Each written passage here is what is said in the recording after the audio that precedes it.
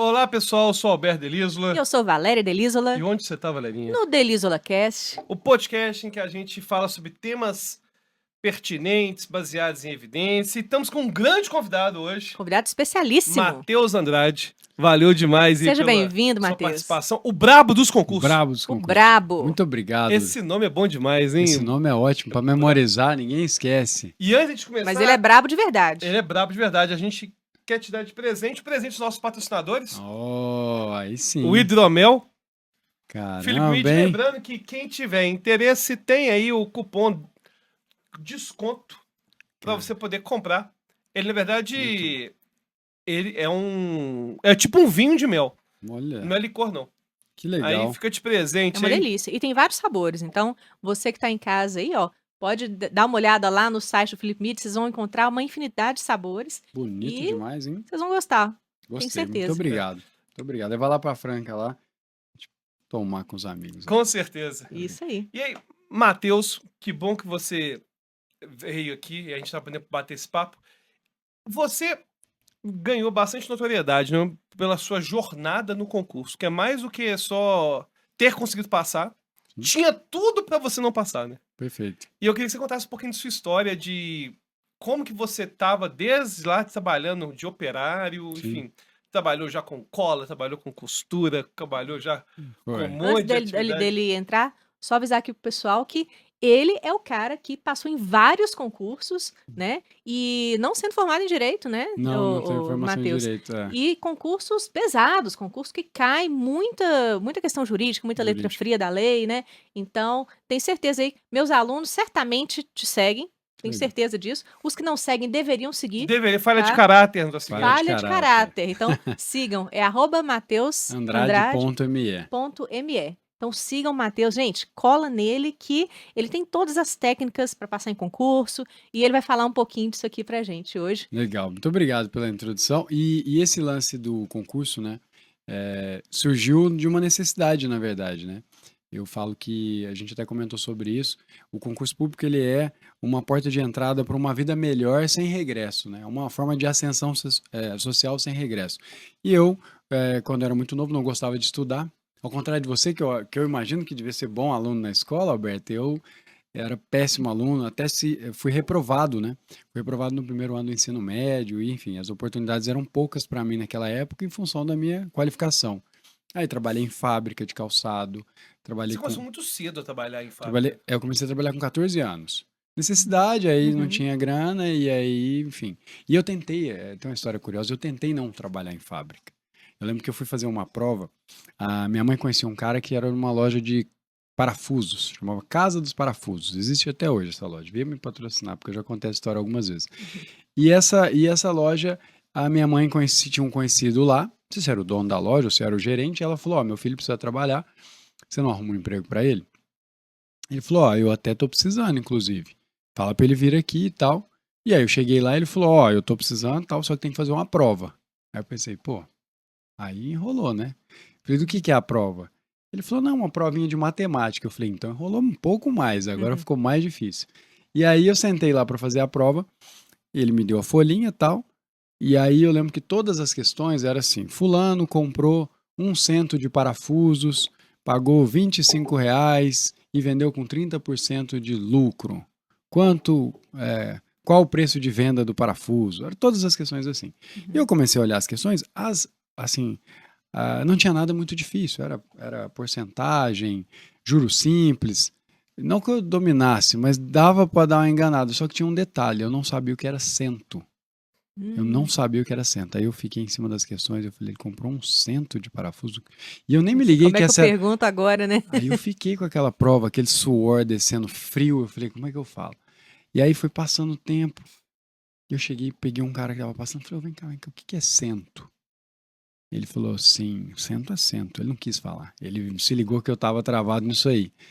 E aí eu fiz todas as contas sem saber o que era cento e a resposta ficava sempre assim, 30% do cento. Era alguma coisa assim eu colocava, porque eu não sabia o que era. E não tinha como chegar no preço unitário, porque eu não sabia que cento era 100 unidades. E aí, E eram questões abertas ou de múltipla escolha? de múltipla escolha. Ou não? Não, há questões abertas. Aham. Eram questõezinhas que você tinha que colocar a resposta. Sim. Questões abertas. Não ia facilitar, né? Uhum. E, bom, resultado, não me chamou, pode ser que essa semana ainda me chame, porque, enfim, eu fiz a aplicação, né? Mas não deu certo. E aí eu não tive opção, eu vi que eu não ia conseguir arrumar emprego em outro lugar, e aí eu acabei indo para uma fábrica de calçado, e lá trabalhei, assim, dos 14 aos 23 anos de Na idade. mesma fábrica? Não, em algumas fábricas. Aí trabalhei com serigrafia, que é silk, né? Cheguei a trabalhar com serigrafia. Trabalhei furando ilhós, que é aquele furinho que passa o cadarço. Aí tinha uma Uhum. máquina de furar ilhós. Trabalhei com máquina de cortar tirinha. O que tinha de Aí fazer? você Passei estudava à cola. noite ou estudava de manhã? Como que é? Nessa Era meio época, horário? não, eu trabalhei por turno integral, da partir dos 14 anos de É? turno integral. Uhum. Então eu mudei a minha escola pro Noturno? noturno, foi até o ano que eu reprovei. Hum. Que é a questão da ambiência, a gente comentou, né? Sim, Você sim. chega na escola à noite, o povo tá tudo cansado, já trabalhou, Esgotado, ninguém tá com saco para estudar. Então a Aham. galera fica. E tem um outro fator. Quando você vai na escola de manhã, você se arruma de manhã. De manhã você acorda com remela no olho e vai, o cabelo despenteado, você vai pra escola. À noite, a galera se toma banho, fica arrumadinho e tal. Então você chega na porta da escola, você pode ir pra escola, mas você pode ir pra uma baladinha ou pra algum outro lugar, você já tá arrumadinho. Uhum. Então a galera que tá de manhã só vai pra escola, não tem o que fazer de manhã. Você vai ficar. Se você não entrar na escola, o que você vai fazer? Agora, se você não entrar na escola à noite, você tem um monte de coisa pra É fazer. verdade. Então tinha esse fator, a galera não entrava. Aí eu fui envolvendo com essas amizades, reprovei no primeiro ano E aí eu mudei de novo. Aí eu arrumei um emprego que eu trabalhava no turno da tarde pra noite, né? Eu entrava às 2 horas, saía às 10 da noite. Estudava de manhã. Aí eu Uhum. voltei depois para estudar de manhã. Mas depois fiquei uma época trabalhando no turno da madrugada. Nos Mas- anos 80 e 90 era diferente, né? Hoje você não consegue imaginar um adolescente trabalhando nessas rotinas. Não, eu Não. trabalhei sempre turno integral Nem e pode, né? nem pode. Eu trabalhei no turno da madrugada e Imagina, adolescente trabalhando na madrugada. trabalhei de madrugada. Tem Fazendo o quê? trabalhando nessa época eu trabalhava em máquina de bordar, fazer Uhum. bordado. E trabalhava eu e Deus no barracão E lá era sozinho. turno ininterrupto, assim? Porque essas máquinas, elas têm uma capacidade de produção ali. Aham. Então, o cara não quer... O preço da máquina é caríssimo. Ah, Aí ele Quer usar coloca... o dia inteiro. Ele quer usar o dia inteiro, ele coloca turnos para ela trabalhar 24 horas. Aí eu cheguei a trabalhar no turno da madrugada. E e já emendava extrema... com o colégio. E cansativo, assim, um negócio exaustivo. Assim, chegava a exaustão. E era de Imagino. segunda a sexta, não tinha aquele lance que hoje tem, né? De o cara trabalha um dia, descansa dois. Não tinha essa parada, não. Era 12 por todos os 36. dias. Chegava às 10 e saía às 6 da manhã. E a referência que você tinha de sucesso não envolvia estudos, né? Não envolvi. Eu tive um tio, né? Que era até um dos que eu trabalhei em várias fábricas, mas eu cheguei a trabalhar pro meu tio. E ele fez até a quarta série, quinta série. Então eu falava para todo E mundo. deu certo na vida. E deu muito certo na vida. Uhum. Que é uma exceção. Mas aí a gente se É. apega a isso, porque eu não Sim, gostava a de referência estudar. que você tinha. Era é. essa. Eu não tenho pai, então a referência era essa. E aí eu achava que eu ia vencer só com trabalho. E eu falava isso, assim, abertamente. É uma coisa muito louca. Parece que é outro personagem que eu viria e falava direto. Não, eu vou dar certo. Meu tio não estudou e ganhou grana, eu vou ganhar grana com isso aqui. E era a referência que eu tinha. Só que eu apanhei muito, né, na vida. Aí você começa a apanhar, só subemprego, ganhando mal, sem qualificação. E assim, você fala, pô, mas tem alguma coisa errada aqui. Uhum. Aí começou a cair a ficha de que talvez eu deveria estudar. Porque eu via no concurso público esse lance, né, de você ter... É um projeto desafiador para mim, principalmente com base escolar muito ruim, de escola pública, estudando e trabalhando, então eu chegava morto, não queria estudar. Então a base minha escolar é horrorosa, assim, deficiências severas. Eu falo que eu era analfabeto funcional e não é forçando a barra. Muita dificuldade severa em português, nas matérias básicas. E aí Mas eu o que foi o seu estalo, assim? Porque me parece que você sempre teve isso dentro de você de que, olha, para eu melhorar de vida depende de mim, né? Isso aí você tinha depois de uma consciência, certa né? idade eu entendi que a responsabilidade era minha. Sim. Porque por uma época eu falava que eu não tinha pai, Aham. porque, pô, as coisas não dão certo Era pra muito mim. jovem também, né? Aquela Sim. época que a gente culpa, minha mãe não me ajuda também e tal, a gente culpa alguém. Mas você sempre arregaçou as mangas e foi lá e trabalhou e Sempre, fez o que tinha que ser sempre feito. trabalhei, né? então assim, mas era aquela, não sabia como melhorar. Uhum. Você tá ali se esforçando, mas você não sabe como. E aí, Aí esse estalo, assim, pros estudos, de que, olha, no estudo eu vou conseguir. Como que foi isso pra você? então, o que aconteceu comigo é que não foi de uma hora para outra, eu comecei a ir, eu consegui sair das fábricas para ser estagiário. Eu ganhava, sei lá, R$ 600 na fábrica, mais ou menos isso. Eu saí para ganhar 300 como estagiário. Naquela época, o estagiário não tinha nada. Hoje já tem muito pouco, mas naquela época era menos. Uhum. Era os R$ 300 Era estagiário e mesmo. era um tapinha nas costas se te mandar embora, férias, tinha nada disso. E aí eu fui para era uma cooperativa de crédito para ser estagiário lá. Eu já tinha uns 22 anos, acho que eu tinha 22 para 23 anos. Então, assim, mas foi uma oportunidade de ter contato com pessoas diferentes. E aí a questão do ambiente. Uhum. E aí, depois disso, foi me abrindo algumas portas, e eu acabei caindo numa empresa em que a esposa do dono passou num concurso. Hum. E aí, na época, ela pedia para eu entrar lá no portal para ver e tal. Ela passou no concurso da Receita Federal. E eu lembro que quando ela passou, eu ficava pensando só assim, cara, essa mulher resolveu a vida dela. Tipo, eu só ficava com isso. Falei, cara, ela nunca mais vai procurar emprego. Tipo assim, Uhum. e ali ganhando um salário bom, eu falei, cara, é isso aqui, é isso aqui. Aí você pensou, o que ela fez para isso? Fez uma prova. Logo eu preciso fazer prova também. E aí eu já E era sabia. mulher do chefe, né? Mulher do chefe. E aí o chefe foi acompanhar ela. Eles foram morar em Ponta Porã, porque a Receita Federal, quando você passa, os primeiros colocados pegam capital, alguma coisa, e aí depois Uhum. sobra divisa, né? E aí ela foi pra Ponta Porã e ele foi atrás. Eu pensei, pô, e ele estava estudando também para Receita. Aí ele começou a estudar também para Receita Federal, o dono da empresa. Falei, pô, se o dono da empresa está prestando concurso, e eu sou funcionário, se tá ruim para ele, imagina para mim, né? Aí ele fechou as portas e foi. Não, aí eu fiquei tomando conta da empresa Ah, para tá. ele e ele foi embora. Nessa época eu já tinha um cargo assim meio de, não vou dizer nem que de direção, mas eu já tinha um certo destaque. Mas ele confiava muito em você, né? Que aí Confiava ele, muito, né, e aí eu saiu. fiquei tomando conta da Sim. empresa dele, ganhando pouco e tal, enfim. Uhum. Mas o fato é que isso despertou em mim uma parada de falar, não, peraí. E aí tem uma história, um dia eu fui entrevistar, eu trabalhava nessa loja dele, loja de autopeça, e eu fui entrevistar um cara, chamava Marcos, eu não me lembro o sobrenome dele, eu chamo ele de Marcos Costa, mas é um nome fictício, o Costa, o Marcos é verdade. E aí, esse cara foi fazer uma entrevista lá na empresa, e a gente contratava, era uma empresa de autopeça e entregador. Os caras levam peça, né, nas oficinas mecânicas e tal. E aí ele chegou lá e ele destoava completamente do padrão do que vinha de currículo. Tipo, era uns meninos novos, primeiro emprego, os caras que topavam ficar no sol, chuva. Normalmente era gente com a qualificação muito baixa. E ele até tinha uma certa qualificação e o emprego anterior numa empresa tal, que ele tinha ganho R$ 8.000. Salário Ó. em carteira. Naquela época, R$ 8.000. Seria hoje uns Imagina. 15, 18 mil reais, nem sei, eu passo já mais de 10 anos. E aí, eu olhei aquilo e falei, caramba, o cara tá se sujeitando, o salário era R$ 1.300. E aquilo ficou muito na minha cabeça. Falei, cara, que doideira. E aí o dono da empresa, ele tinha uma política de quando a gente ia contratar, de não contratar alguém que tivesse essa diferença. Porque ele falava que a pessoa vai desmotivar e vai querer sair. Aham. Tipo assim, se ela já ganhou bem, ela não vai ficar. Mas eu chamei pra entrevista, né, marquei lá, separei nos currículos, o dono da empresa até tava junto. E aí foi a conversa, tal, entrevistando ele, e aí uma hora surgiu o assunto. Escuta, e esse emprego anterior?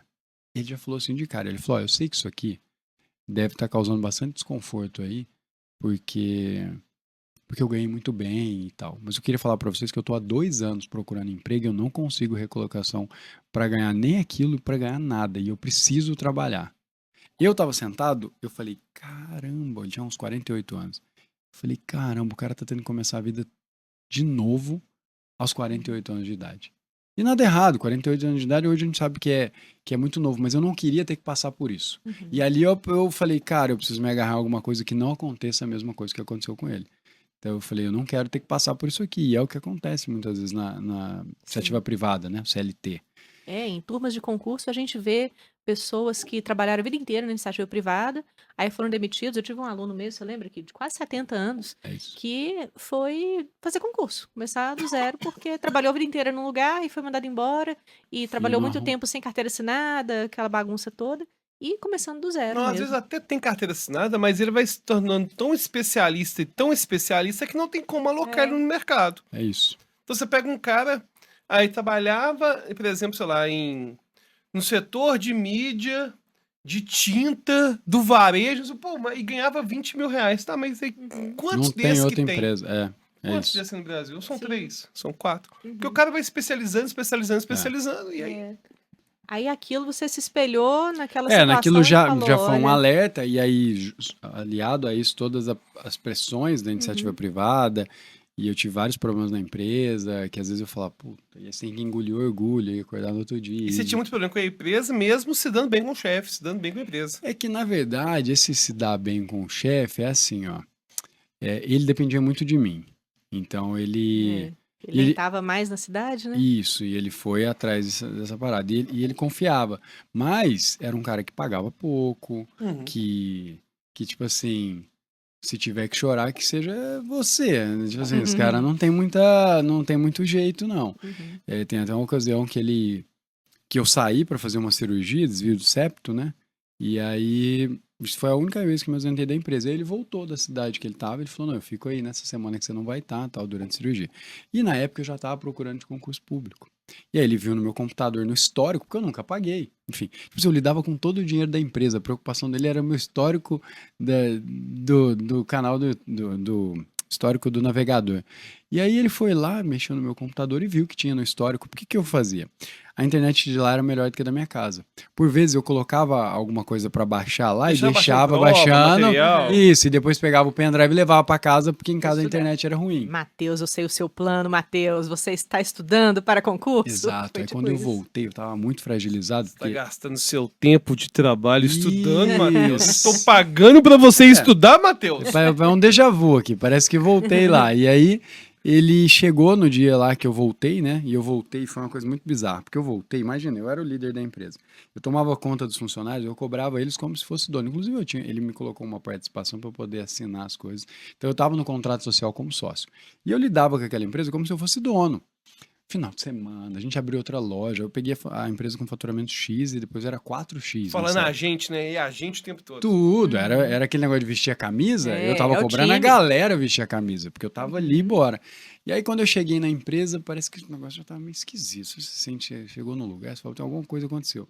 E aí eu cheguei pra trabalhar e nessa semana que eu fiquei fora, foi exatamente uma semana, ele tinha colocado uma câmera. Que ele tinha falado que era uma câmera de segurança. Só que a janela tava daqui e a câmera de segurança tava aqui virada pro meu computador. Tipo assim, a câmera de segurança aqui. Tipo, o bandido pode entrar pela janela. Normal, o bandido entrava normal. Agora, eu no meu computador não teria privacidade. A ideia dele era... Não sei qual era a ideia dele. Eu já vi, falei, caramba, essa câmera aqui, né? Tá tipo, esquisito. perguntei. As meninas, não, ele colocou um DVR aqui, que é um aparelho que gravava lá e tal.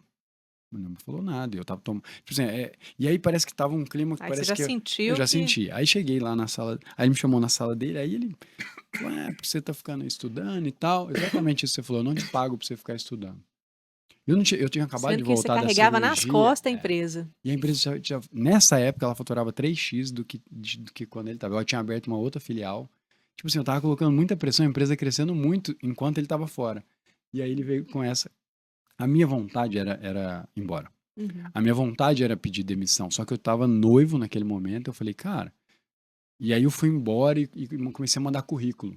Tinha um amigo meu que tava saindo da empresa, eu falei, cara, será que eles não me contratam pra ficar no seu lugar? Ele falou, mas aí não sei, eu já sabia que eu queria concurso público, eu já tinha esse assunto. Se você quer passar no concurso, eu falei, filho, mas querer e passar são coisas diferentes, calma aí, preciso arrumar um emprego porque eu não quero ficar lá. Só que no fim não consegui. Aí eu fiquei nessa empresa de autopeça, que engoli o orgulho, porque parcela pra pagar e tal. E fiquei. E aí, nesse meio tempo, eu falei, não, agora se era um desejo, agora virou prioridade essa parada de passar. E aí eu tive a oportunidade de, nessa empresa mesmo, ser aprovado.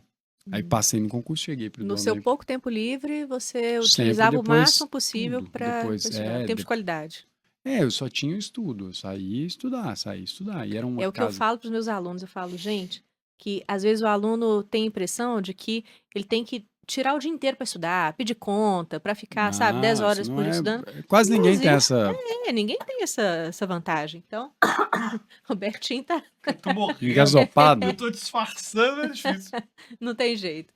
Ele chegou de São Paulo com essa tosse. Peguei, é do seu estado. Peguei. E ela demora um pouco mais agora. Só se voltar pra lá. Agora... E olha que o ar aqui acho que tá pior do que lá, né? Que aqui acho que tá mais seco. Não, tá terrível lá também. Lá também seco, tá muito seco. horrível. Bom, mas então, é assim, é usar o tempo de qualidade, né? Com pouco tempo que você tinha de estudo, você se preparou, né? Usando técnicas certas e tudo, você vai falar um pouco disso aqui pra gente, mas, né?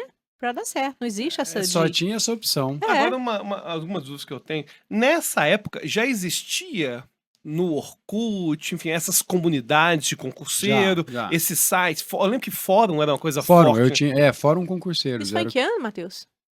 Quando eu decidi era 2010, 2011 ali. Já tinha muita coisa nessa Já tinha. época. Fórum Concurseiro, eu tinha aquele Eu Vou Passar, eu assisti muita aula. Então, inclusive lá era onde eu baixava. Porque o Eu Vou Passar, ele tinha um negócio que você podia baixar as aulas. Uhum. E quase nenhum site deixava baixar. E baixar era uma puta de um conforto, porque às vezes você tá sem internet. Naquela época não era o que a internet hoje. Resolução, as aulas naquela janelinha pequenininha, né? Isso, exatamente. E não dava pra assistir, assim, igual a gente assistiu, dar o play lá e pronto. Não, e era um áudio horroroso. Os caras pareciam que tava dentro de Tinha muito Real Audio, Real Studio, enfim, eram outros codecs, não era igual hoje, que tem igual Isso, resolução. isso aí mesmo. Os jovens não fazem ideia do que é isso. Não fazem ideia do que era. E aí depois eu fui fazer aula telepresencial. Eu vou te falar que é um negócio.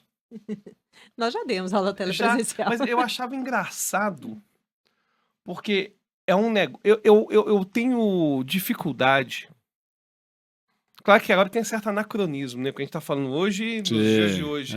Mas naquela época a gente já reclamava. Mas eu achava estranho, porque eu dava no pretório em Damasio, dava aula telepresencial. E eu achava estranho o cara que ia, tipo, fisicamente pra me ver na televisão. Pô, tinha online, é isso. É o que eu falo pros alunos hoje. Eu tinha que sair de casa pra ter uma aula online. E eu não achava... era uma resolução boa, igual essas telas, não. Era um telão daqueles que você puxa assim, tipo, né? É porque era satélite, né? Satélite. E por vezes não funcionava, você ia lá, não tinha aula porque deu algum problema, a chuva já tirava a aula do ar. Pô, e aí tinha que mandar, você tinha que tirar a dúvida com o professor ao vivo. Mas eu achava muito chique, porque eu ia tirar isso era as legal, dúvidas. isso era legal. Alberto, aqui... Uma pergunta de Aracaju pra aqui você. de Aracaju, a Muito fulana tá te perguntando tal coisa? Muito Era bem, legal. fulana. E o engraçado é que o aluno se né? sentia muito acolhido também, pô. Ele tava em Aracaju, numa sala, E era mas eu tava respondido. respondendo ele. E eu achava também engraçado que a gente dava aula, né, no Memorização para a Constituição, numa turma que tinha uns 200 alunos, mas falava, você está ao vivo para 3 mil alunos. Era absurdo. E eu ficava, Nessa época da caramba. MAS, LFG, tinha... Era gigante. A gente tinha audiência gigante. Ué, eu te mostrei, a gente tinha o curso de memorização da Constituição, um vídeo não listado dava 22 mil visualizações, muito dava bizarro. 30 mil visualizações. E hoje, quando a gente pensa, né, 3 mil pessoas assistindo ao mesmo tempo, isso aí numa live é possível. Agora, uma dúvida que eu fazer. tenho foi o seguinte. Mas é que ele estava falando sobre desculpa te cortar, que ele ia pro telepresencial. Depois eu fiz o curso telepresencial que era aos finais de semana, né? Então eu fazia, dia de semana eu estudava ali e tal, em casa, o que dava, porque enfim, o transporte não era uma coisa tão simples. E aí final de semana a gente fazia um curso. Na época o primeiro concurso que eu estudei era o do INSS. E a gente fazia aula lá telepresencial e assistia os professores. E foi seu primeiro contato com o direito. Foi meu primeiro contato. E foi logo pro previdenciário.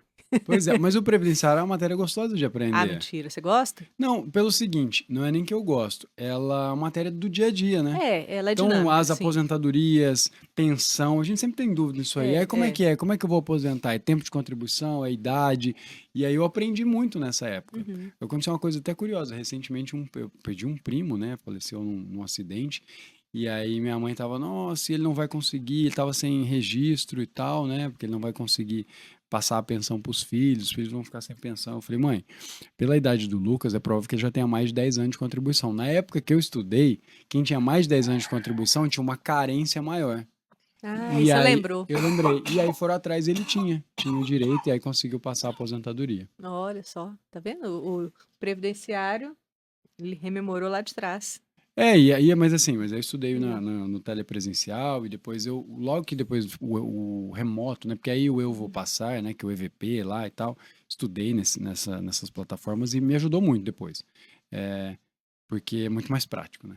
Sim. Era mais desafiador. A vantagem é que você tinha um compromisso, né? Que é fixo. Então o horário lá, a aula é ao vivo, né? O telepresencial. Agora, uma dúvida que eu tenho é, hoje, você quando vai ter seus mentorados, você tem toda uma explicação e uma... A gente até conversou brevemente sobre isso no seu episódio lá no Brabocast, no meu episódio do Brabocast, sobre, por exemplo, matérias que eu tenho afinidade, matérias que eu não tenho afinidade, Sim. Para escolher o concurso que você vai fazer e tal. Sim. E nessa época, a sua escolha já passava por isso ou foi... Não passava, eu só pensava que eu tinha que passar num concurso rápido. e era o que às vezes eu via que tivesse mais vagas, né? Que eu conseguisse analisar e falar, não, isso aqui acho que vai ser mais fácil de passar naquela. E você já se viu se preparando para concursos sequenciais que não tinham a ver um com o outro? Tipo, Sim, eu fui para a área bancária. O INSS, depois do INSS eu fui para a área bancária. Daquilo eu fui para o MP, depois eu fui para o TJ. E essa TJ. jornada é ingrata, né? Porque às vezes você tá igual o previdenciário, você não vai aproveitar para nenhuma outra. Previdenciário era né? só no INSS. O bancário, por exemplo, você não aproveita para Conhecimento tribunais. bancário Tem não algumas aproveita. matérias que são comuns, né? O constitucional, administrativo. É, que em bancário quase não cai, né? A área bancária não cai. Mas aí esse é o lance. Quando você não sabe o que está fazendo. E outra coisa, eu tinha muita dificuldade na época de entender qual concurso escolher. Isso é uma dificuldade, que hoje eu ajudo muitos alunos também nisso. E ter uma clareza de toda a escala, a escada de concursos mesmo. Tipo assim, você tem esse aqui, aí mais pra cima é esse aqui, depois tem esse aqui. Pra você ter uma visão e falar, não, beleza, o que que eu preciso? Agora, o que que eu tinha na minha cabeça? Eu preciso passar num concurso que melhore a minha vida e que me dê estabilidade. Mas eu não pensava nos top cargos, porque eu estava muito distante do meu desenvolvimento naquele momento. Sim, sim. E além disso, eu sentia que, cara, se eu passar num aqui que paga 5 mil reais, eu ganho 2. Eu já evoluí um monte. Então, o que a galera chama de concurso escada, eu nem sei se a palavra ideal é escada, porque, cara, não é um degrauzinho, não. Pra mim, já era uma subida muito, muito grande passar num concurso. né, muitas vezes é subsistência do cara, às vezes. Exato. Então, assim, tem esse concurso, não, isso aí paga pouco, paga só 6 mil. Tá, mas quanto você ganha? Não, a média do brasileiro é 2 mil. Então, cara, como é que vai falar que é ruim? Então, eu olhava muito pra isso. Então, é um episódio que eu bati na trave num concurso e eu já queria pivotar para começar a prestar concurso de nível superior. No fim, eu fui aprovado em 3 de nível médio e 3 de nível superior. Mas eu já queria mudar. E eu falei, ainda não vou poder mudar porque ainda não resolvi minha situação. Aí depois que eu passei no de nível médio, e eu falei, agora... Aí depois outros foram me chamando, que no fim eu acabei passando em mais. Mas agora eu posso dar o passo para crescer. E aí eu cheguei a passar no concurso de fiscal, que eu passei em primeiro lugar, que já é um concurso que já Que é paga... super difícil. que já paga hoje quase 30 mil reais. Então, assim, já era um concurso top, mas eu não comecei sonhando com ele, eu fui passando nos outros. E com seus mentorados, então, você mostra pra eles, olha, gente, eu quebrei a cabeça muito aqui nesse início, que eu ficava, né, indo pra várias áreas diferentes, e agora mostra pra vocês o caminho das pedras, né? E claro, mostrando para ele ter clareza pra ele ter clareza, de exato. quais são as opções. E isso que o Que Alberto... tem afinidade, né? As matérias têm afinidade, porque... O Alberto falou um negócio que no podcast dele, no Brabocast, que eu achei muito legal, que eu perguntei se você estudar para o concurso público, ele falou, eu ia pegar um concurso que tivesse muita matemática, estatística e tal. E isso já é um processo muito avançado de pensamento, porque você tem que pensar que é uma competição. Você vai competir na área que você é mais fraco, tipo assim, não faz muito sentido. Claro que você consegue desenvolver muitas coisas, mas se você já tem algumas aptidões... Então, por exemplo, eu tenho um horror à matemática. Cara, dificilmente você vai passar num concurso fiscal. Porque tem matemática financeira, tem estatística, contabilidade. Nem matemática financeira não é matemática comercial. As pessoas acham que é a mesma coisa, não. Então, assim, vai exigir um pouco mais dessa área de exato. Claro que tudo é possível, dá para fazer. Mas se você tem uma outra área que você tem mais afinidade, porra, eu iria para ele. Então, no meu caso, não foi assim que eu pensei na época.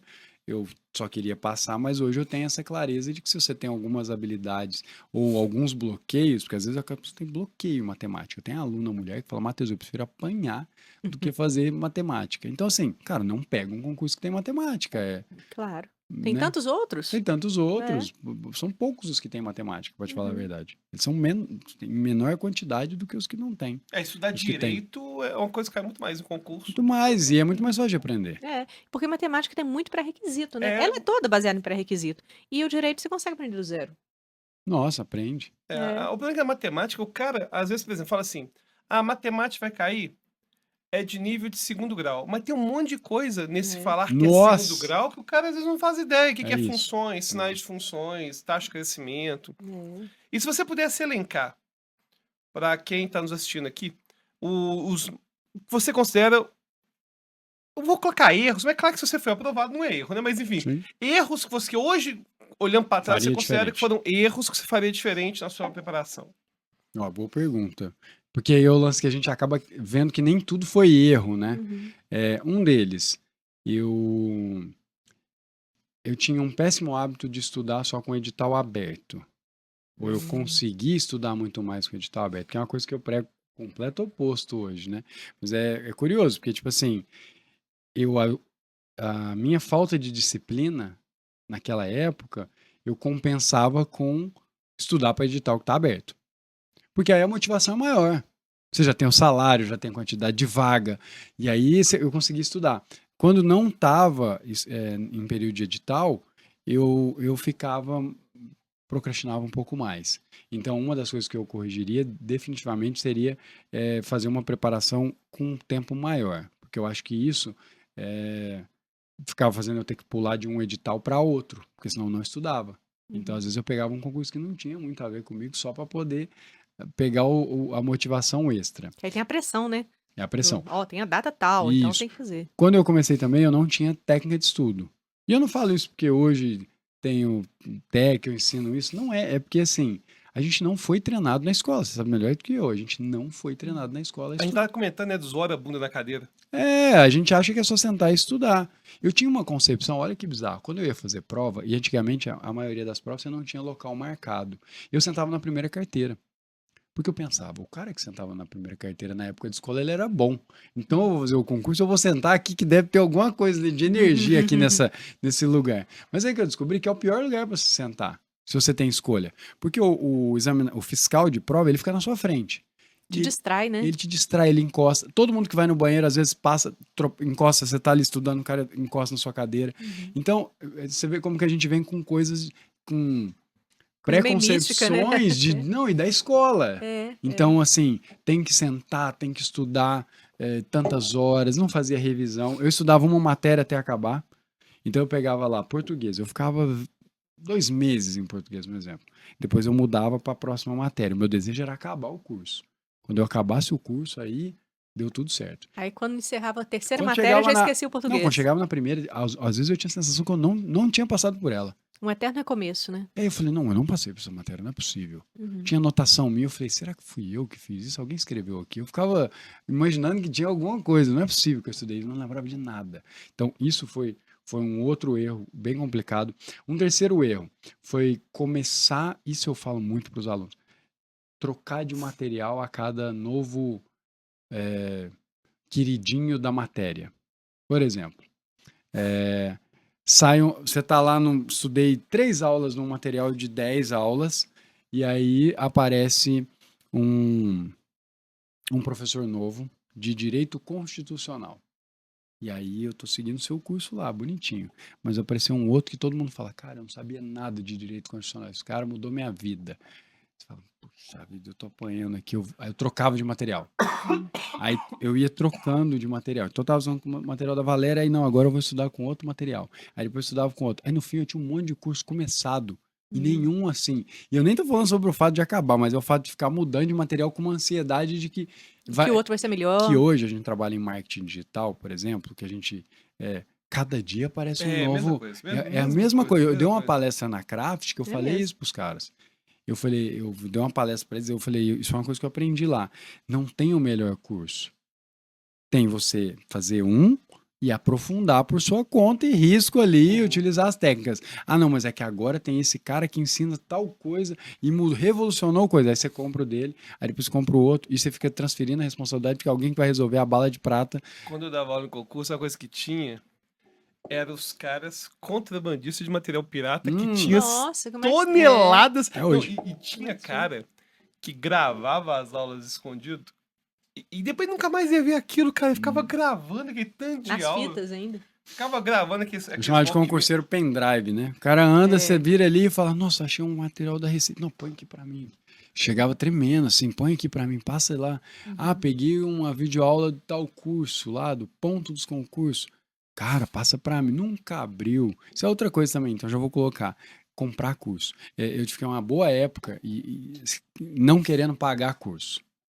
tentando fazer algum jeito, Como todo concurseiro, como né? todo concurseiro. Uhum. Só que eu percebi que realmente o dinheiro é um fator de transformação, porque se você coloca o dinheiro, eles falam, não, agora eu vou ter que assistir esse negócio aqui, pô, paguei. É diferente de ter pegado todas as aulas do LFG com um coleguinha. Isso, era o que a Uhum. gente fazia na época. Então, assim, colocar a energia também, eu lembro que um dos concursos que eu fui É um aprovado, comprometimento, né? um dos concursos que eu fui aprovado, eu pagava parcela quando eu tomei posse, eu ainda estava pagando parcela do material que eu tinha comprado para aquele Uhum. concurso. Não, e teve uma queda com a popularização da internet nos preços dos cursos online também. Sim, hoje está bem mais Antigamente era acessível. Porque eu caríssimo. lembro que a gente, não vou ficar falando marca, não, Não, a gente dava aula num cursinho, e não foi os que eu falei até agora não, que o curso online era 6 mil reais. Era Uhum. 5.500 reais, ou 6 mil reais. Era o preço de uma pós-graduação.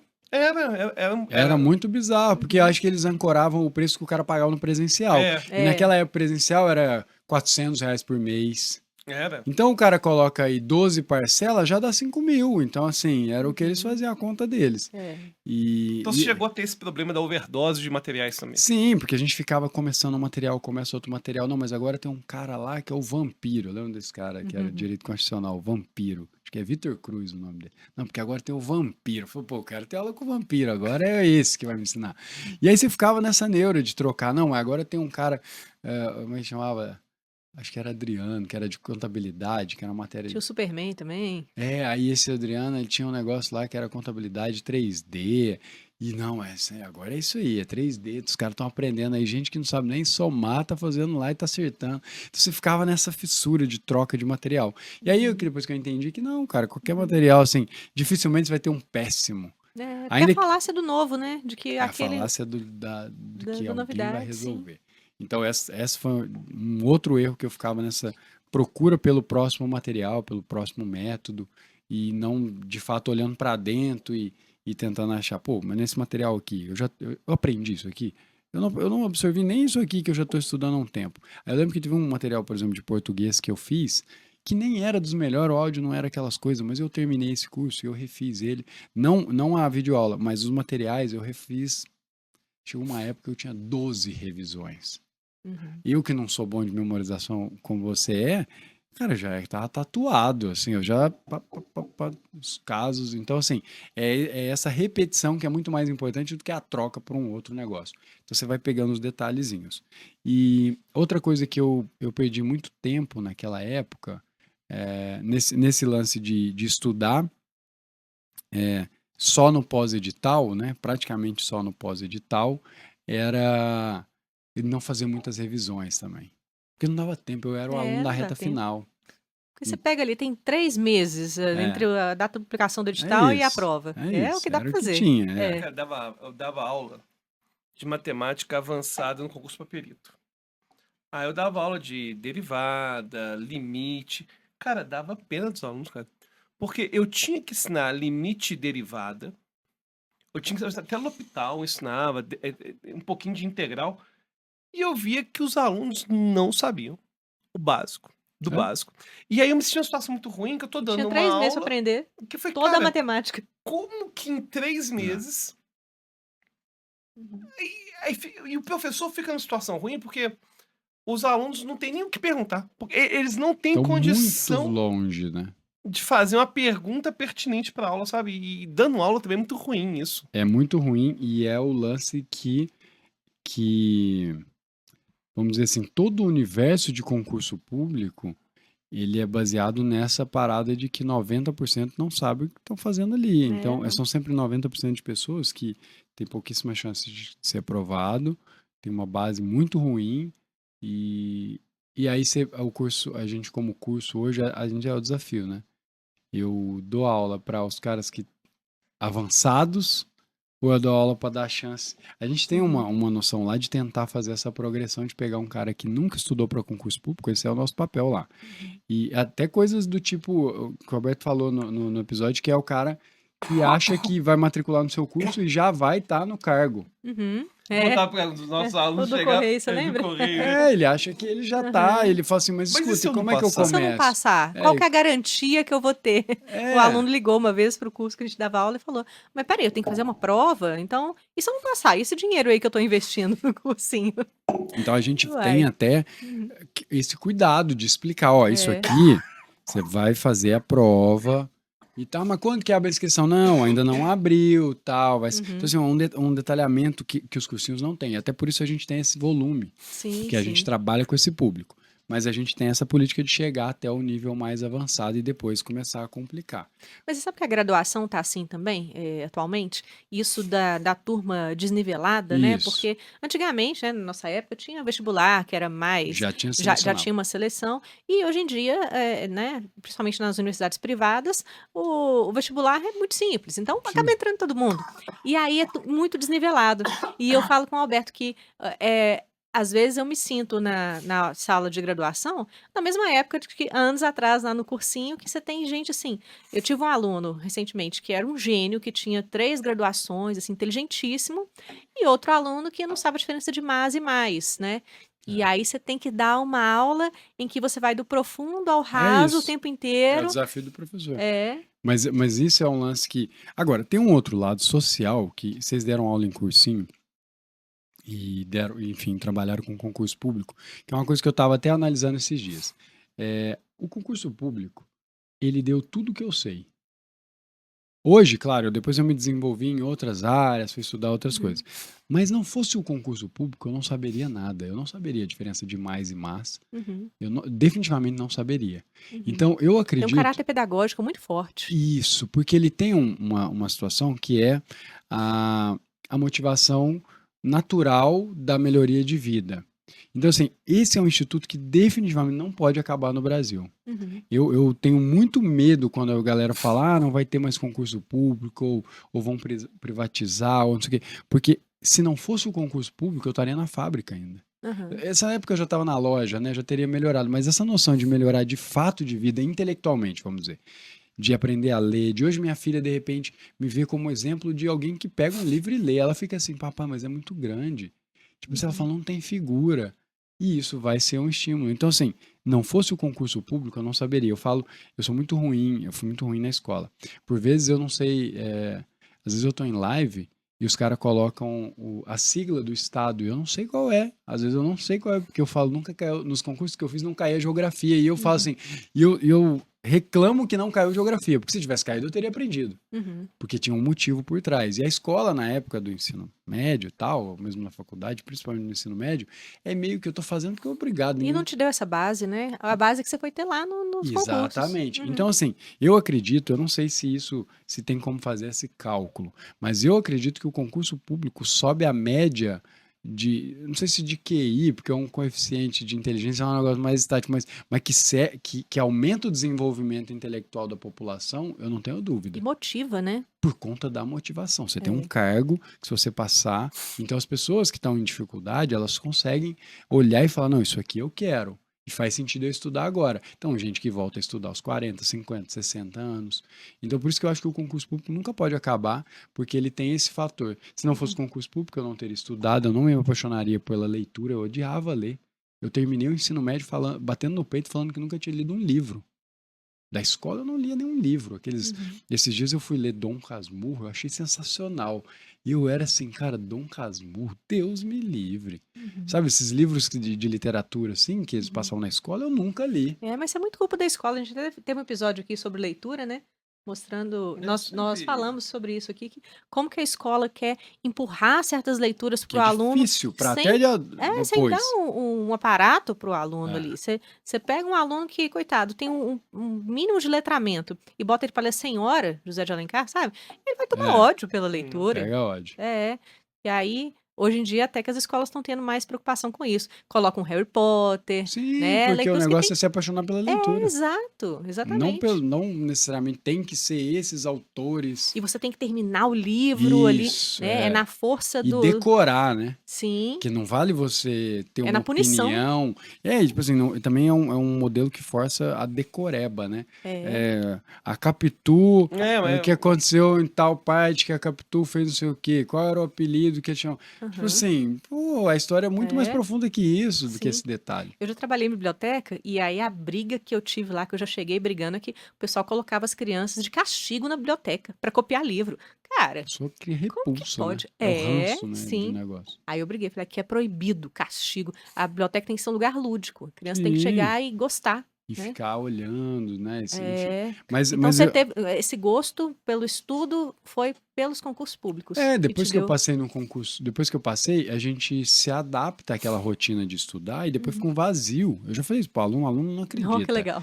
O aluno não acredita que vai ficar um vazio. Que ele fala, não, eu quero que acabe isso que eu quero pôr fogo nos livros. Na minha época na escola, quando terminava o ano letivo, às vezes a gente rasgava os cadernos, tinha isso na minha época. A vontade é Eu essa. tenho uma prima que fez uma fogueira no quintal e Fogueira, a gente. É tiçou fogo lá. isso, é isso. Você cria um ódio. Mas o que acontece é que fica um buraco na sua. Tipo assim, mas e se eu não estudar, eu vou fazer o quê agora? Uhum. Depois que você passa. E aí você começa a aprender, se desenvolver, você conversa de outros assuntos, Querer concursos melhores cursos e. melhores, você tem acesso a pessoas, por exemplo, quando você passa no serviço público, eu trabalhei boa parte da minha vida em fábrica. Cara, a galera que tava lá falava de futebol, Big Brother, novela. E é ali, e para por aí, não tinha, sabe? Ninguém que tá. Aí você passa no serviço público, você chega lá, tem um que é poeta. Um cara que era poeta. Uhum. Assim, o que é um poeta? Tão distante da minha realidade que eu falo assim, como assim, poeta? Eu imaginava um negócio, assim, muito fora. Então você tem algumas pessoas que passaram no serviço público que é um meio diferente. Então Uhum. você tem um cara que gosta muito de ler, que traz livro, que na hora do almoço, ao invés de ficar no celular, o cara tá lendo um livro. Você fala, pô, mas como que esse cara tá lendo um livro ali? Tipo assim, você começa a se interessar. Então, eu acredito que o concurso público ele é necessário, não só o concurso público, mecanismos de, mesmo o vestibular, que eu sei que é duramente criticado, é uma oportunidade dos adolescentes se desenvolverem. Sim, sim. Então, assim, se tirar isso aí, ninguém vai fazer nada. Uhum. Se não tiver um É, objetivo. eu sou super a favor de vestibular, super a favor de concurso. Hoje existe. O grande problema que eu vejo é que nem todas as escolas estão preparando para o vestibular corretamente. Sim. Então você vê que tem pessoa que está na escola pública e não vai ter o mesmo acesso. Agora, não é acabar com o vestibular, né? Agora, uma dúvida que eu tenho é como que foi essa transição sua dos concursos de nível médio e de curso superior? Porque quando você entrou para a faculdade, você fez administração, não foi isso? Fiz. Quando você fez a administração, você já tinha passado no concurso, porque faculdade é um negócio caro, Não. né? Como que foi essa transição? Não, eu fiz Pagar essa faculdade? nessa faculdade, a minha mãe é cabeleireira e quem me ajudava a pagar a faculdade, se eu não me engano, os 2 primeiros anos, até esse dia eu tava tentando, porque a gente vai se esquecendo, né? Eu falei, mãe, você pagava metade ou você pagou inteira? Ela falou, não, os primeiros 2 anos eu paguei inteira. Eu já não me lembro, eu lembrava que ela pagava metade. Uhum. Mas eu tô confiando mais na memória Sim. dela ali, o dinheiro sai do bolso dela, é capaz que é ela que tava. E a minha mãe me ajudou a fazer essa faculdade. Era uma faculdade paga na minha cidade, que não era cara, era das faculdades mais baratas que tinha. E eu não sei se foi o primeiro ou o ano inteiro, os 2 primeiros anos ou só o primeiro ano, eu tenho um pouco disso. E aí depois, nesse emprego que eu arrumei na loja de autopeça, aí eu passei a pagar a minha faculdade, mas era aquele dinheiro assim, espremido, né? Uhum. Então, quando eu prestei concurso de nível médio, eu já tinha faculdade. Hum. Era mais uma questão de, Garantir a subsistência de mesmo. garantir a subsistência e de não achar merecedor de passar num concurso de níveis. Tipo assim, estava muito distante da minha realidade. Uhum. Então, assim, auditor fiscal da Receita. Pô, é legal, mas. Não é pra mim Não é assim ainda. também, né? Calma, Matheus, dá uma segurada. Uhum. Pode ser que lá na frente, agora não. Eu pensava nisso também. Tinha um pouco de não achar merecedor. Uhum. E você já estava acostumado a estudar em um período e trabalhar o restante do dia, né? Então, isso para Sim, você foi fichinha, entre aspas, né? Claro que não fichinha, obviamente, não desmerecendo, sim. muito pelo contrário, foi a ralação Não, mas muito você tem grande, mas razão quando você fala isso, uhum. porque eu já tinha uma rotina em que eu Desde os trabalhava e fazia 14 anos já faculdade. fazia isso, né? Então, E sempre trabalhando e estudando. Quando tirou a faculdade, sobrou um tempo. Claro, é facinho você colocar outras coisas. Meus amigos chamavam, pô, vamos jogar bola, eu sempre fui de esporte. Pô, vamos jogar bola, vamos em tal lugar. Não, eu vou só estudar. E aí eu, de fato, só estudava. Então, eu tive essa vantagem de já ter esse horário meio que tomado por algo que quando tirou ficou um buraco e eu encaixei o estudo. Porque isso é outra coisa, né? Eu falo pros alunos, é como você tentar encher um copo que já tá cheio de água. Então a pessoa tem uma rotina que já tá atolada de coisa, e aí ele pega e quer colocar o estudo para concurso público em cima. Não vai rolar. Ou você abaixa aquilo ali para criar espaço para colocar o estudo para concurso público, ou não vai funcionar. Uhum. É. E você fazia um organograma, assim, Então, o primeiro que eu fiz era o fixo. É aquele Uhum. que você estuda uma matéria até acabar e depois a próxima matéria. Não fazia revisão, não estudava ativo, eu basicamente assistia a aula. Era o que eu fazia. Ficava lá assistindo aula brutalmente, assim, naquela de tem que dar aquela certo. sede de Tem que aula, dar aula, aula. certo, E não dava certo, porque eu me esquecia muito dos conteúdos. Aí, com o passar do tempo, eu comecei a pesquisar um pouco mais e eu fui adaptando as metodologias que eu ia vendo à minha realidade, que eu fiz muito isso que o Alberto comentou no episódio dele lá, que é olhar para dentro. Uhum. Eu sou muito ansioso. Então, para eu ficar mais de 1 hora estudando uma matéria, a mesma, eu começo a sobrecarregar. Uhum. Isso era meu, não li em estudo científico, lá tem o ultradiano, né, aquele período de 90 minutos, que é meio que o máximo da concentração. Não tinha nada disso. Eu só sabia que, cara, quando passa de 1 hora, começa a ficar ruim para mim. Uhum. Então eu fui, então eu preciso... Intuitivamente já foi percebendo aquilo que funcionava para Isso. você, aquilo que não funcionava. Exato. E pegando algumas referências do que existia, fui adaptando para mim até achar essa metodologia que a gente chama de circuito loop hoje, que é a metodologia rotativa, que você vai trocando as matérias e vai intercalando o conteúdo das matérias. Me ajudava, por exemplo, estudar uma matéria de exatas e uma mais de humanas. Claro, hemisfério direito, hemisfério esquerdo, não tem tanta diferença, né? Não é que você vai separar e estudar só um, mas você descansa quando você troca a parte de linguagem pela parte de cálculo, né? Você tem uma longevidade. Eu percebi que para mim melhorava. Se eu estudar matemática, e depois raciocínio lógico, e depois informática, parece que era tudo uma coisa só. Então o desgaste era maior. E aí eu fui me achando Aí você ali. muda, né, o foco ali. Você muda o foco, você muda a matéria. Matérias muito parecidas eu não colocava uma do lado da outra, porque misturava na minha cabeça. Então, direito constitucional e às vezes E administrativo. já embola. Parecia que era uma coisa só. Peraí, por isso que eu não saí no intervalo, por isso que eu voltei e tá no mesmo assunto. Uhum. Então, eu fui fazendo teste. Agora, o que eu falo? A motivação era muito alta. Eu fui descobrindo as coisas pela necessidade. Era assim, tipo, analisar. E às vezes eu vejo que a gente, quando está diante de um problema difícil e está muito motivado, você acha alternativa. Uhum. Então você está com toda a sua energia vital. Eu dormia e acordava pensando naquele negócio. Então, assim, cara, eu cheguei a fazer um negócio. Uma vez eu fazia uma prova. Inclusive foi o concurso que eu passei em primeiro lugar. E era uma prova que não tinha muitas provas. Era uma banca que... naquela época que a banca deixava você levar o caderno de prova embora. Olha o que eu fiz. Entregava o gabarito. Isso. Eu não achava questões da banca. E eu falava, cara, como é que eu vou passar num concurso que eu não sei nem como é que vão vir as questões? Dessa matéria eu não tenho tanto como prever. Aí o que eu fiz? Eu tive uma ideia que foi o seguinte, que eu falo que todas as energias para fazer aquilo ali dar certo. Eu pensei, os caras que foram aprovados no concurso, eles guardam um caderno de prova. Por quê? Eu já tinha passado e eu guardava. Aí eu falei, os caras... Atrás deles. Eu vou atrás deles. Aí o que eu fiz? Eu entrava no site da banca, olhava os concursos anteriores que eles já tinham feito, pegava todos os concursos, pegava o nome da pessoa e ia jogando numa planilha de Excel. O nome do cara e a cidade e tal, jogando. O nome completão. Aí eu entrava no Facebook e jogava no Facebook o nome. Algumas pessoas colocam um nome diferente. De cada 10 eu achava 2. Mas era a minha métrica. Eu achava esses 2 caras. Quando era mulher, eu mandava. Quando era homem, eu pedia para minha esposa mandar. Então ela que mandava, porque eles ficavam o coração mais aberto. Quando é uma mulher pedindo, eles, não, peraí, eu vou mandar, e tiravam foto. Porque eu pensava, eu tô numa competição. Gênio. Tipo assim, era o único jeito que eu tinha de conseguir. E não tinha acesso à questão igual tem hoje, né? Não tinha acesso. E essa era uma banca que era negócio de caderno, era pior ainda, porque não Quem tinha que vai arquivo. ceder um caderno para um desconhecido, né? Tipo assim. Aí os caras mandavam tem que as usar fotos. todo do Somebody Love. O que aconteceu? Teve uma matéria que era relacionada à informática, sistema de informação, que quando eu peguei as provas da banca, eu falei, putz, fudeu, aqui tá o problema. Eu estudei essa matéria, tal. Eu acertei 2 questões a mais que o segundo colocado dessa matéria. Olha só.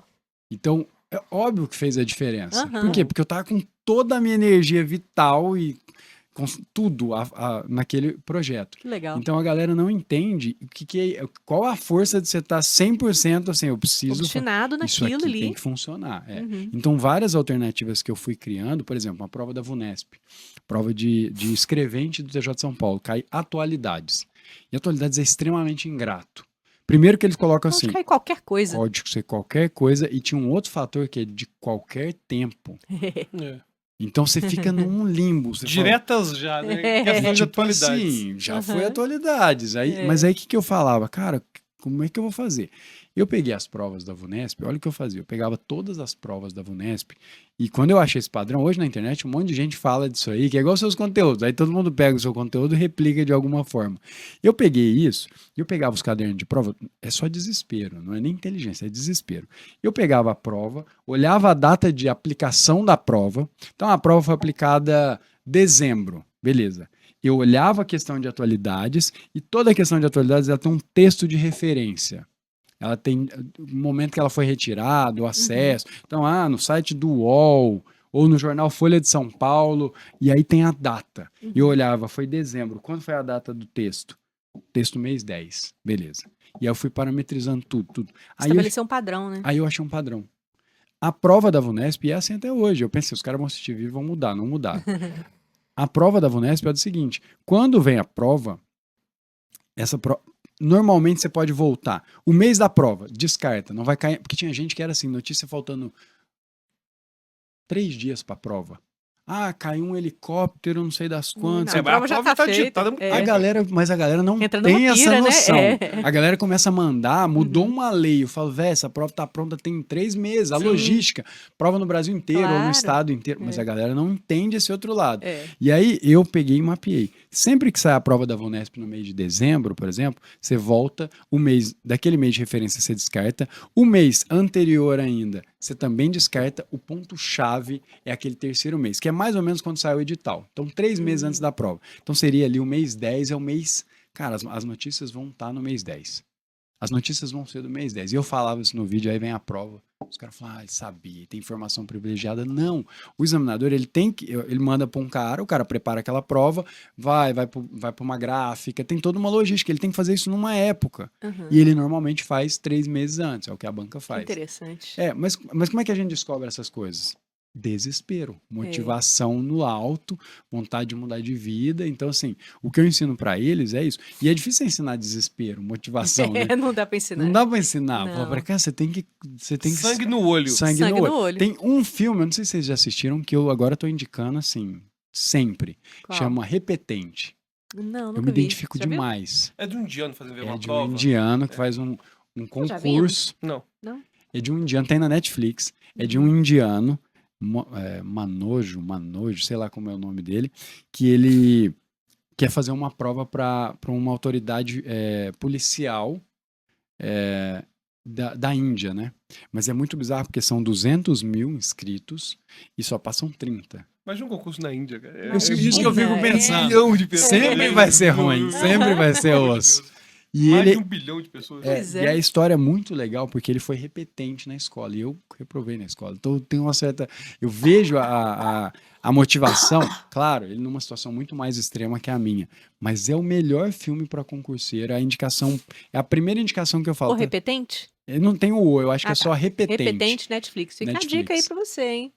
Tá em casa. Não, assistam. É de chorar. E é eu vou bonito, assistir não é filme triste, porque eu não gosto de filme triste. Não, eu acho o seguinte. Filme triste, eu tenho uma teoria sobre filmes tristes. Conte. O filme pode ser triste, mas tem que terminar com o coração quentinho. Se o filme é triste e Acaba você termina querendo se matar, não é um filme que eu quero ver. Exato, eu não É quero nem igual me aquele indicar. filme O Pai, The Nossa, Father. aquele do eu Anthony chorei. Hopkins. Não assista. É o filme mais triste Que do é mundo. o Anthony Hopkins mostrando o Alzheimer. Alzheimer na perspectiva de quem tem Alzheimer. Aí mostra ele tendo as alucinações no dia. Eu tranquilo. não vou ver isso, E não. eu tinha perdido minha avó, que tinha tido Alzheimer. Nossa, A gente foi pode acabei cortar o chorando. expulso. É. Nossa, ficou uma semana mal. Eu não consigo. Uma semana? não- Até hoje, cara, quando eu lembro, eu falo, caralho, por que eu fui ver esse Aí filme? acontece. Então, eu acho assim, filme triste eu gosto, se terminar com o coração quentinho. É, faz esse. sentido. Então por é exemplo, esse. tem aquele lá do menino que inventou o ar. Não sei. Ah, vento, o menino inventou o vento. O vento. Pô, é um filme triste, mas termina com o coração quentinho. Isso. Se o coração termina quentinho, eu assisto. Boa, gostei Agora, dessa lista de analogia. Schindler. Não vou dá, ver, não dá. não Não vou dá. ficar vendo essas coisas não, cara. A vida já é muito ruim. Exato. Eu já Mas eu te tô- coloquei pra assistir uma série comigo agora que o final vai ser triste. A gente já sabe que é de Segunda Guerra aí. Certamente. Qual o nome da série? Somos os que tiveram sorte. Somos os que tiveram sorte. É sobre os judeus. Mas o nome já é pesado. Eu- né? Mas eles tiveram sorte porque Então vai ter o coração quentinho. talvez. Pode ser que tenha um coração Talvez, quentinho. talvez. é. Bom, aproveitando esse coração quentinho, nosso episódio, infelizmente, chegou ao final. Mas tem mais Matheus Andrade, porque a gente agora vai gravar a segunda parte pra vocês verem na próxima semana. E aí, pessoal, pra te encontrar, Matheus, como que eles podem fazer? Tem no YouTube, Matheus Andrade. O Mais de 1 Brabos. milhão de inscritos, né?